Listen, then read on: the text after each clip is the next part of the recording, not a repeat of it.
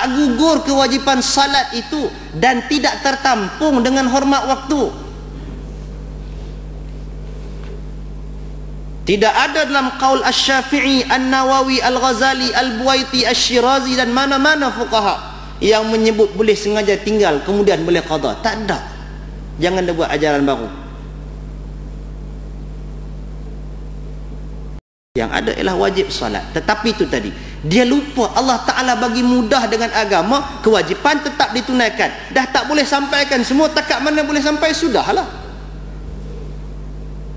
Tetapi bila agama yang dia terima tu ialah agama yang ikut-ikutan, agama yang orang semua macam tu, kita pun macam tu, orang beritahu begini, kita pun begini, tak ada satu langsung usaha nak menilai, meneliti dan bertanya. Tuan-tuan yang dirahmati Allah Subhanahu wa Ta'ala, tolonglah cam agama kita, agama fitrah. Tadi kita sebut jangan rosakkan fitrah kita. Yang kedua, kena pasti camkan agama Allah Ta'ala ini mudah. Kalau kita buat susah tu yang jadi renyah, jadi payah. Kita yang susah banyak kena sebut tuan-tuan, takut terangkat je karang ni. Kita yang menyusah-nyusahkan dalam agama. Kalaulah kita buat setakat mana yang dah betul Quran dah bagi tahu kat kita, banyak mana yang Nabi bagi tahu kat kita, itu pun dah cukup banyak sebenarnya.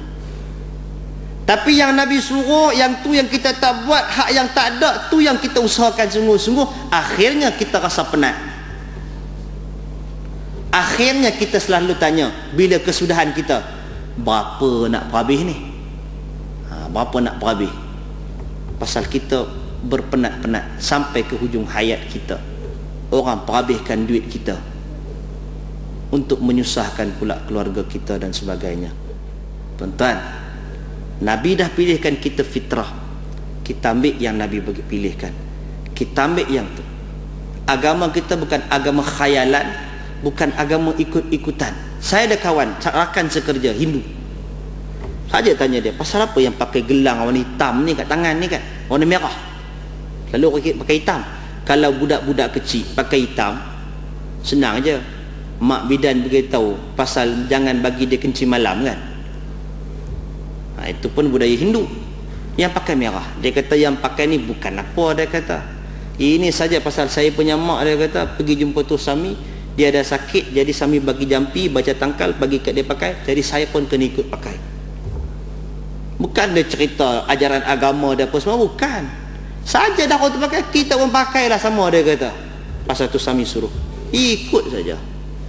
Dan hakikatnya kita tak cuba tanya Hindu yang ada di kawan keliling tuan-tuan ni, ajaran yang betul Hindu, ajaran yang betul dia salah lah kan, jangan kata betul pula. Dalam perarakan Taipusam tu cuma meranduk tu, lalu atas bara api, kemudian turun masukkan kaki dalam susu, itu je ajaran dia. Sahabat saya seorang Sami tu belajar di kuil Hindu di Pulau Bali sana tu, itu dia ajaran Hindu yang betul. Yang lain-lain pergi angkut kawadi, angkut dengan segala macam jenis basah, bubur, cucuk sana sini, yang tu cuma Hindu Malaysia aja buat promosi hari tahun melawat Malaysia.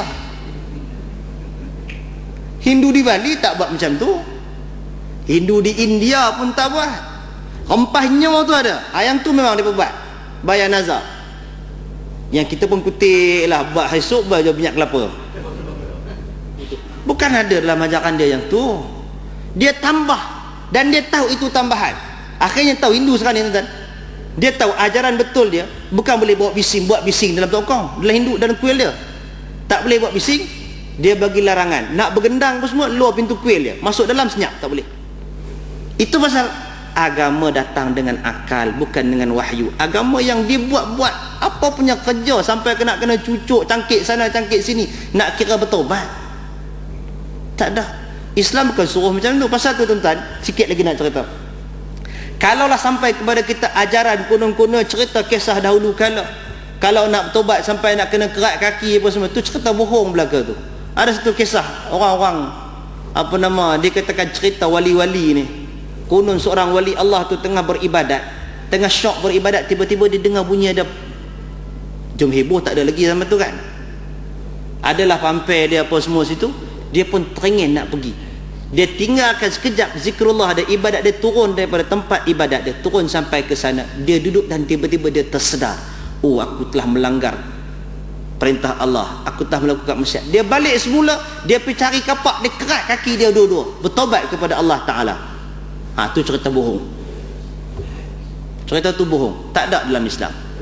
Yang ada bagi umat Bani Israel dulu ialah fatubu ila bari'ikum waqtulu anfusakum. Bertaubatlah kamu kepada Tuhanmu dan bunuhlah dirimu. Hak tu ada syariat Nabi Bani Israel dulu. Nak bertaubat, bunuh diri. Itu Quran sebut. Jangan kata tidak lah, itu Quran yang sebut. Tapi kerat kaki tak ada. Ni 10 Muharram, golongan Syiah di Najaf, di Qum, di Iran, Iraq semua kan. Di Lubnan apa semua tu, yang cangkit tak belakang. Bukan ajaran Islam. Jadi tuan-tuan yang dirahmati Allah Subhanahu wa taala, tepatlah bagaimana yang saya katakan tadi, kita berhenti takat Isra' saja, tak sempat nak Mi'raj. Mi'raj tahun depan lah pula. Cuma satu yang kita nak gambarkan, peristiwa yang berlaku kepada Nabi bukan sia-sia. Peristiwa yang berlaku kepada Nabi adalah suri teladan Allah Ta'ala tunjuk kepada kita untuk ambil pengajaran. Al-Imam Ibnul Munayyir rahimahullah kata, kalaulah peristiwa Mi'raj ini sekadar nak cerita ambil perintah salat, Allah Ta'ala perintah Nabi daripada Masjidil Haram terus naik jumpa Allah Ta'ala di langit, jumpa Allah di Arash, jumpa di Sidratul Muntaha. Tak gaduh nak pergi naik burak apa semua, tak payah. Tak payah nak singgah tengok Yathrib, tak payah nak nampak orang kafilah perdagangan yang untanya tempang, tak payah nampak yang tu. Tak payah nak salat, tak payah nak turun naik langit, tak payah. Terus jumpa Allah Ta'ala ambil salat. Tetapi perjalanan yang diberikan itu panjang dalam kisahnya, singkat pada masanya, nak bagi tahu begitu banyak pengajaran yang sangat perlu kita ambil. Belum kita nak cerita tentang peranan Baitul Masjidil Aqsa yang sekarang ni tunggu masa je nak roboh bila Yahudi dah korek keliling-keliling dia tu. Belum kita nak cerita Nabi naik ke langit sampai langit ke-7, langit ke-6 Nabi Musa, langit ke-7 Nabi Ibrahim. Bila turun naik minta kurang salat, yang cakap Nabi Musa. Pasal apa Nabi Ibrahim diam? Pasal apa Nabi lain tak sebut? Nabi Musa je cakap. Belum nak cerita yang tu lagi. Dan kenapa dalam suratul Isra ayat pertama cerita Isra Nabi, ayat kedua cerita tentang Nabi Musa dan Bani Israel. Yang tu round yang berikutnya, tuan-tuan panggil orang nak cerita tentang peranan umat Islam berhadapan dengan Yahudi laknatullah.